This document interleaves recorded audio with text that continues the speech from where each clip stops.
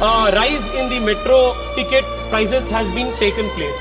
This has greatly impacted the middle class of Bengaluru city, who use metro as a means of transportation every single day to work and college education purposes.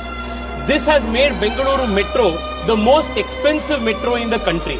My request through you to the concerned authority speaker, sir, is to immediately review the anomalies in the fare fixation committee report and rationalize the pricing of the ticket prices of Bengaluru metro so that the poor, the common people, the middle class people can afford.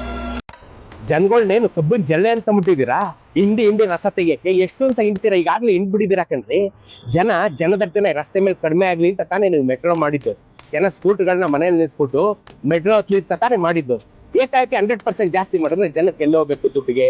ನೀವು rate ಜಾಸ್ತಿ ಮಾಡಿದ ತಕ್ಷಣ ಸಂಬಳ ಜಾಸ್ತಿ ಮಾಡಕ್ಕೆ ನಾವು ಕಾಯ್ಕೊಂಡು ಕೂತಾರೆ ಅಂತ ಜನಕ್ಕೆ ಇರೋ ಕೆಲಸ ಉಳಿಸ್ಕೊಂಡ್ರೆ ಸಾಕಾಗೈತೆ. ಪೆಟ್ರೋಲ್ ಲೋಡ್ ಆಗ್ತಿರೋ ಕಷ್ಟ ನಿಮ್ಗೆ ಏನ್ ಗೊತ್ತು? ಹೋಗ್ಲಿ ಗಾಡಿ ಲೋಡ್ ಆದ್ರೆ ಗಾಡಿ ತಗೊಳಕ್ ಆಗುತ್ತೇನ್ರಿ? 1.4 ಲಕ್ಷ ಕಂಡ್ರಿ ಒಂದು ಟೂ ವೀಲರ್, 100 ರೂಪಾಯಿ ಪೆಟ್ರೋಲ್. ಗಮನ ಆಯ್ತಾ ನಿಮ್ಗೆ? ಯಾವ ತರ ನೀವು ಗಾಡಿಲಿ ಟೂ ವೀಲರ್ ಅಲ್ಲಿ ಪೆಟ್ರೋಲ್ ಹಾಕ್ಸಲ್ಲಿ ಓಡಾಡಿದ್ರಿ ನಿಮ್ ಯೋಗ್ಯತೆಗೆ?